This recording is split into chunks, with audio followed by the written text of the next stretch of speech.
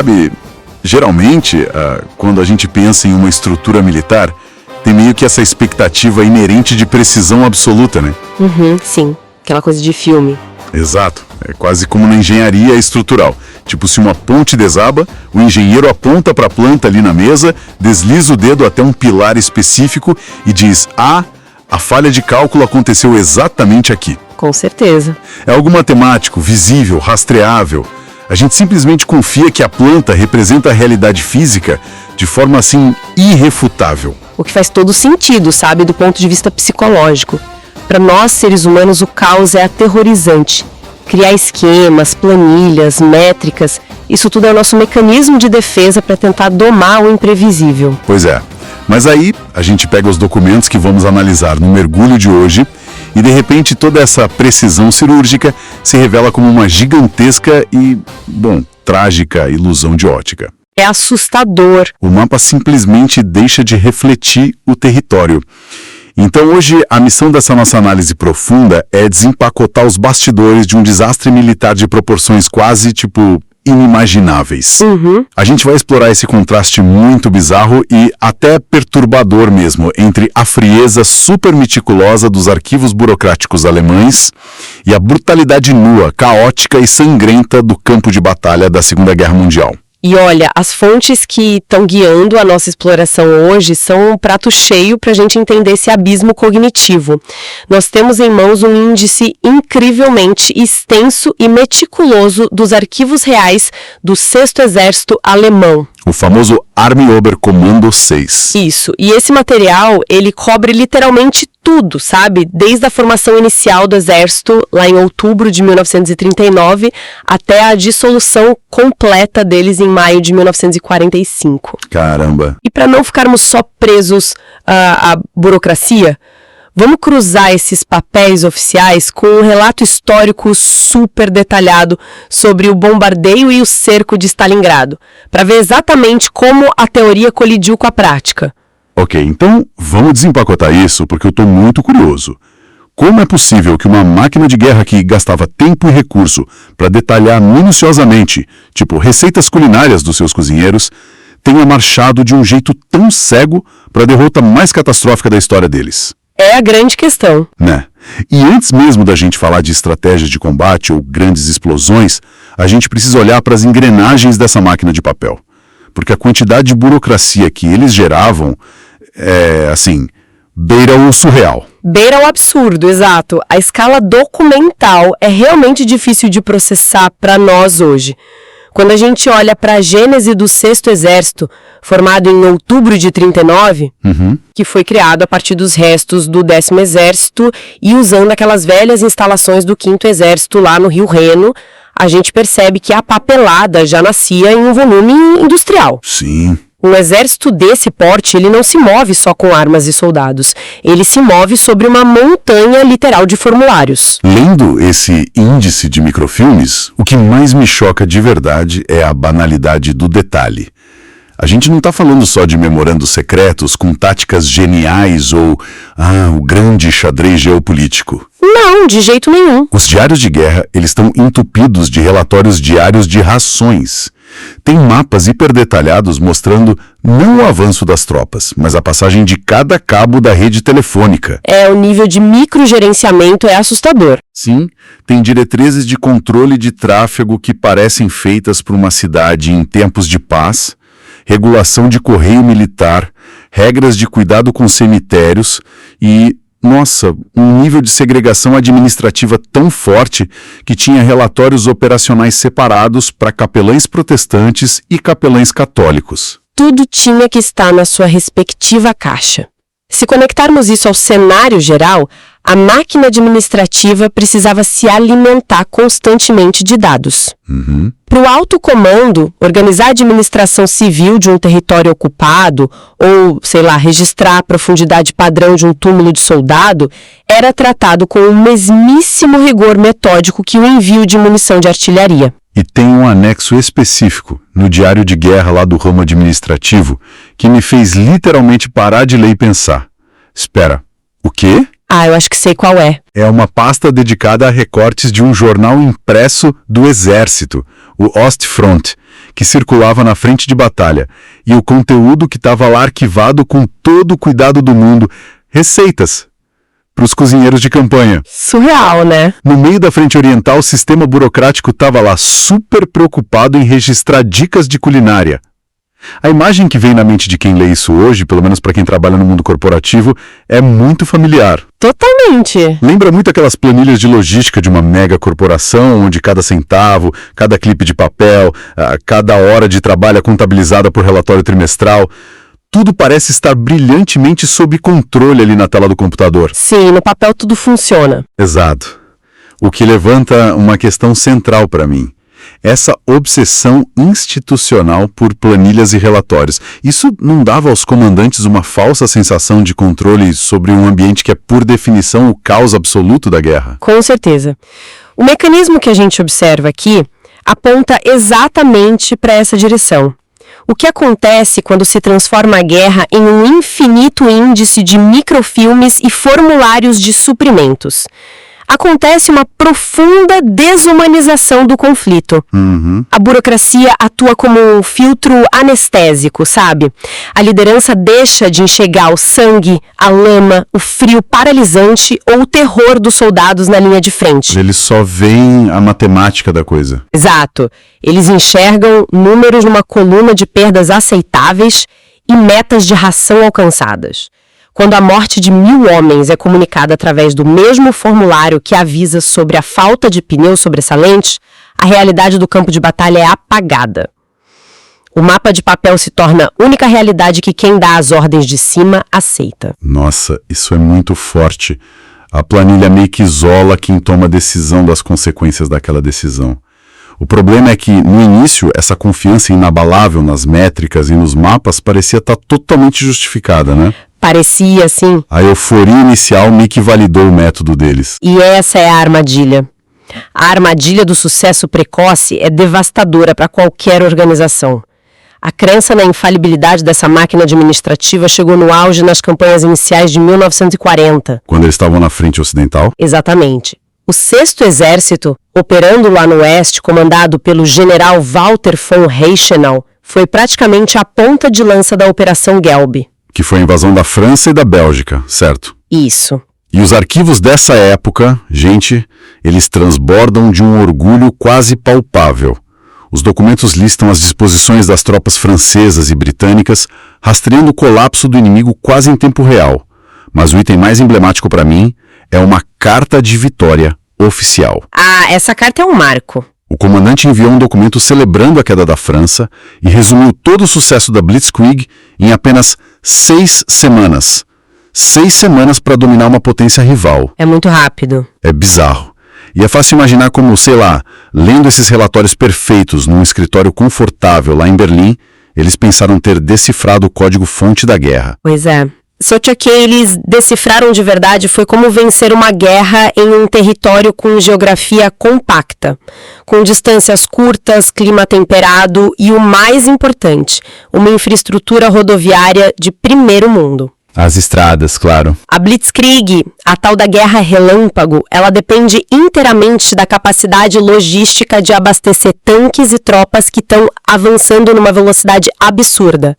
Na França, as estradas eram excelentes, os mapas topográficos batiam com a realidade. A comunicação não caía. Exato. A burocracia funcionava porque o terreno cooperava com ela. E aqui é onde fica realmente interessante e catastrófico, né? Porque em junho de 1941, depois desse triunfo na frente ocidental, toda essa estrutura, junto com essa mentalidade de planilha perfeitamente alinhada, é transferida para o leste, para o sul da frente russa. O início da Operação Barbarossa. Isso, e o planejamento documental para invadir a União Soviética é de um microgerenciamento que beira o cômico, se não fosse trágico. É uma desconexão absurda com o novo teatro de operações. Os arquivos eles estão literalmente inundados com rotas de aproximação hiperdetalhadas para os tanques cruzarem a Ucrânia. Tem volumes e mais volumes sobre engenharia, detalhando como fazer manutenção preventiva e reconstrução de estradas e pontes rumo aos objetivos iniciais, que eram Kiev e logo depois Kharkov. E vai além disso. Tem diretrizes super rígidas regulamentando a higiene pessoal e a medicina preventiva das tropas em marcha. No meio da Rússia? Sim, eles planejaram a invasão das vastas estepes russas, o maior país do mundo, com o mesmo nível de rigor de quem organiza um desfile militar numa avenida asfaltada. Eu olho para isso e me pergunto, como a liderança não percebeu que as regras do jogo tinham mudado? Será que o sucesso lá na França cegou eles para o fato de que a Rússia não tinha as rodovias belgas e que o clima ia destruir qualquer cronograma de higiene? Cegou. É o viés de confirmação em escala institucional, que é uma força incrivelmente perigosa. O comando acreditou piamente que a vitória na França ocorreu por causa da superioridade do sistema burocrático deles, e não por uma convergência de fatores logísticos que eram favoráveis. Eles acharam que o método era a prova de falhas. Nas estepes do leste europeu, a realidade começou a devorar os mapas. As estradas de terra russas viravam um oceano de lama impenetrável com as chuvas de outono. Aquela famosa lama russa. Isso, a Rasputitsa. Aquilo paralisava os veículos e destruía qualquer cronograma que tivesse no papel. O frio extremo congelava o óleo dos motores, quebrava as linhas de suprimento. Aquele mapa desenhado com linhas retas e precisas lá no quartel-general simplesmente não existia no terreno físico da Rússia. E essa rachadura entre o papel e a realidade se abre num abismo sem volta quando o Sexto Exército colide frontalmente com Stalingrado. Porque é aqui que os relatórios de manutenção de pontes e regras de higiene viram pó perante o caos urbano absoluto. Totalmente. O cenário em Stalingrado, agora com o Sexto Exército sob o comando do Marechal de Campo Friedrich Paulus, ele apresenta um choque de realidades que os manuais militares alemães simplesmente não sabiam processar. Como assim? Para entender esse choque, quem nos ouve precisa visualizar a disparidade inicial de forças. Do lado soviético, a situação do Exército Vermelho beirava o desespero logístico. No começo da defesa da cidade, a escassez de armamentos era tão, mas tão profunda que havia apenas meia arma de fogo por soldado. Espera aí, meia arma? Uma arma para cada 2 homens? Exatamente. Nossa Senhora, e a instrução era literal, né? Pelo que a gente lê nos relatos. Se o homem da frente com um fuzil cair, você pega o fuzil do chão e continua atirando. Era isso ou morrer. Sem contar a população civil que não foi evacuada a tempo e acabou sendo sumariamente treinada para lutar como guerrilheiros no meio dos escombros. Sim, mulheres, idosos, todos. E do outro lado da balança, os alemães trouxeram o peso total da sua força industrial. O bombardeio da Luftwaffe, comandada por Wolfram von Richthofen, foi de uma brutalidade indescritível. Transformaram a cidade em ruínas. Os registros históricos confirmam que essa campanha aérea inicial matou 200 mil soldados soviéticos. É um número assombroso. 200 mil mortos apenas pelos ataques aéreos, gente. E os ataques aéreos continuaram escalando em proporções monstruosa, sabe? A virada tática, ou melhor, a escalada para o inferno total, ocorre em 14 de outubro de 1942. Stalin estava decidido a não entregar a cidade que levava o próprio nome dele, né? Então ele enviou um reforço estrondoso de 200 mil cossacos para a região. A reação da máquina alemã foi mobilizar a Luftwaffe para realizar mais de 2.000 saídas de voo em um único dia. 2.000 saídas, num dia só. Sim. Tudo com o objetivo de aniquilar posições-chave ao longo do rio Volga e isolar estruturas vitais. Estruturas como a famosa fábrica de tratores Dzerzhinsky e, logo no dia seguinte, a fábrica de munições barricadas. O avanço alemão tomou essas fábricas, transformando o que era um centro de produção gigantesco soviético num labirinto de destruição total. Um moedor de carne, como costumou chamar. O que nos traz, assim, para o grande paradoxo que desafia nossa intuição. Se o exército invasor tinha o domínio total do ar, 2.000 saídas de bombardeiros num dia, planejamento super meticuloso, e os defensores estavam lutando nas ruínas com milícias civis e meia arma por homem. Como é que o avanço parou? Parece lógico, né? Parece a física falhando. Sabe, tipo a força irrefreável encontrando um objeto inamovível. Mas a resposta está nos mecanismos fundamentais da guerra urbana, que neutralizaram completamente a doutrina alemã. A Blitzkrieg, como a gente falou, depende de manobras de flanqueamento em alta velocidade, atravessando grandes espaços abertos. Sim. Só que, dentro de uma cidade destruída, o espaço aberto não existe. Os escombros gerados pelos próprios bombardeios alemães acabaram criando barricadas intransponíveis para os tanques deles. Nossa própria destruição que eles causaram bloqueou o avanço. Exatamente. Além disso, a artilharia dos blindados não conseguia levar os canhões num ângulo suficiente para atingir os atiradores soviéticos que estavam escondidos nos andares altos dos prédios em ruínas. E tem o lance do combate aproximado também, né? Que os soviéticos chamavam de abraçar o inimigo, que basicamente anulava a vantagem aérea. Porque pensa bem, se os dois exércitos estão lutando pela mesma escada de um prédio... O Richthofen não pode mandar bombardear sem aniquilar as próprias tropas alemãs. Exato. É uma guerra de atrito brutal, sala por sala, túnel por túnel, e a burocracia daquelas planilhas perfeitas lá de trás não consegue ditar o ritmo desse tipo de violência orgânica. É puro caos. E teve outro agravante logístico gigantesco aí. Para poder focar todos os recursos alemães dentro de Stalingrado, o comando deixou os extensos flancos do cerco, que se espalhavam pelas estepes ao norte e ao sul da cidade, sob a responsabilidade de exércitos de nações aliadas. Ah, os romenos, os italianos. Isso, tropas não alemães. E os relatórios mostram claramente que essas divisões estavam mal equipadas e sem treinamento adequado para suportar o inverno russo. E os soviéticos viram isso. Com certeza. Eles perceberam e concentraram suas contraofensivas exatamente onde as planilhas alemãs eram mais fracas, engolindo os flancos e revertando o cerco. A força de vontade e o caos urbano simplesmente pulverizaram os algoritmos de papel. Isso inaugura o último capítulo dos arquivos que a gente está analisando hoje, que é a inversão completa da narrativa do Sexto Exército. A incapacidade de tomar Stalingrado resulta em um contracerco soviético. Os invasores que antes documentavam rotas perfeitinhas de blindados, agora se veem reduzidos a sobreviventes ilhados. Morrendo de fome e congelando na neve. Sim, e de forma meio sinistra, a produção de papelada nunca parou, né? Ela passou a servir apenas para catalogar metodicamente a própria destruição deles. E que destruição! O colapso total se materializa em janeiro de 1943. Sabe os números? São estarrecedores. As perdas sofridas pelo Sexto Exército em Stalingrado somam impressionantes 140 mil mortos, seja em combate, ou de frio, ou inanição. Além de mais de 94.500 soldados capturados pelo Exército Vermelho. Mas antes desse fim trágico, ainda teve uma tentativa desesperada de furar o bloqueio de fora para dentro. Teve sim. A partir de 20 de novembro, o general Erich von Manstein tentou liderar uma força de resgate partindo do Rio Don, só que não deu certo. E os documentos mostram que a liderança técnica já sabia do abismo iminente. Wolfram von Richthofen, o mesmo marechal que comandou os milhares de voos de bombardeio. Ele mesmo. Ele implorou para o Hermann Göring cancelar a operação em Stalingrado.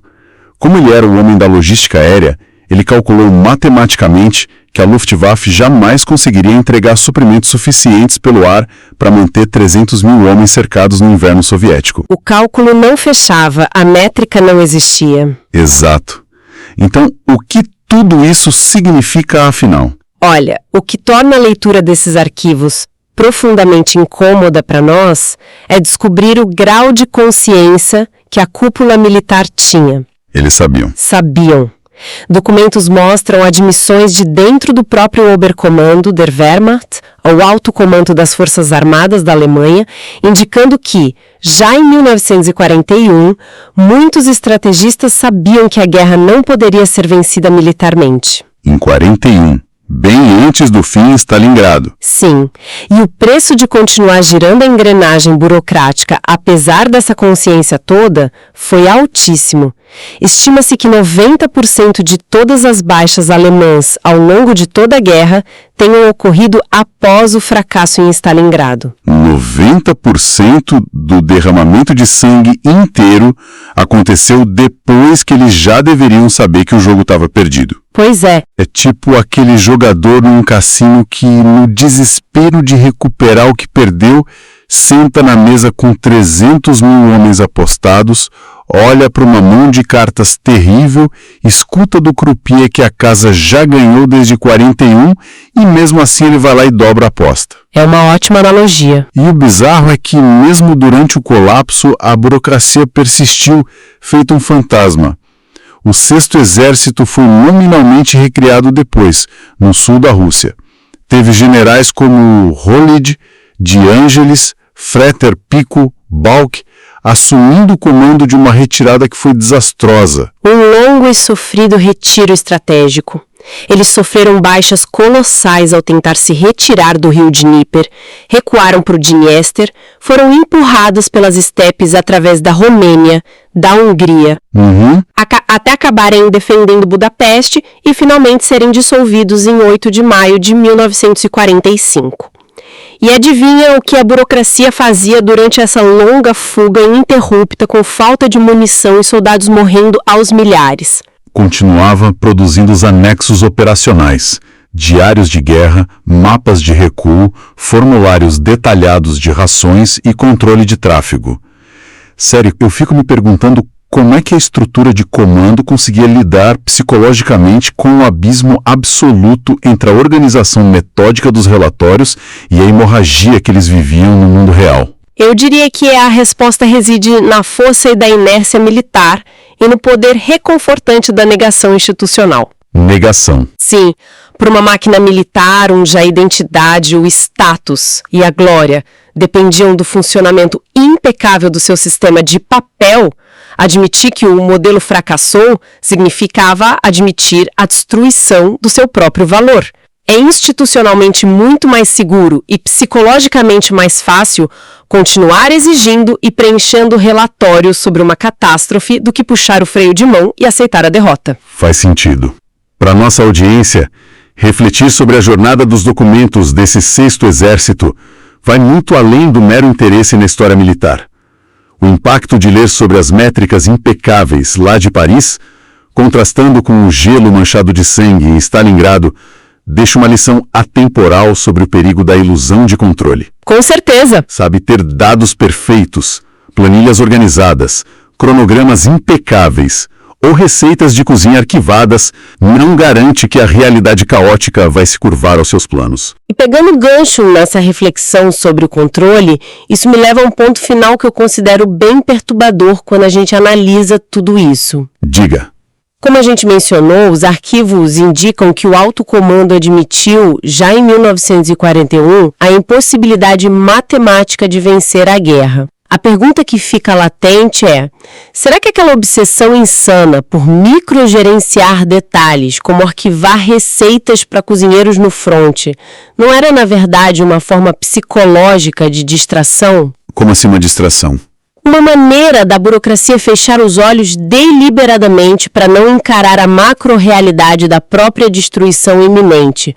Uma forma de milhares de burocratas fingirem que ainda tinham algum controle sobre a situação. Nossa. Voltando à nossa analogia do início, é como um engenheiro que, vendo o prédio inteiro desmoronar em cima dele num terremoto, se recusa a olhar pela janela e foca obsessivamente em garantir que a margem da planta na mesa esteja perfeitamente alinhada. Exatamente isso. Uma fuga documentada em infinitos rolos de microfilme. Genial. Fica aí esse conceito no ar, essa provocação sobre as nossas próprias ilusões de controle, para reflexão de todo mundo que acompanhou a gente. Muito obrigado a todos que dedicaram seu tempo a essa análise de hoje. Foi uma exploração intensa dos bastidores, de uma estrutura engolida pelo próprio sistema. Um abraço e até o nosso próximo mergulho. Você ouviu mais um episódio do Rádio Café e Chocolate. Direção e produção, Fabrício Moreira.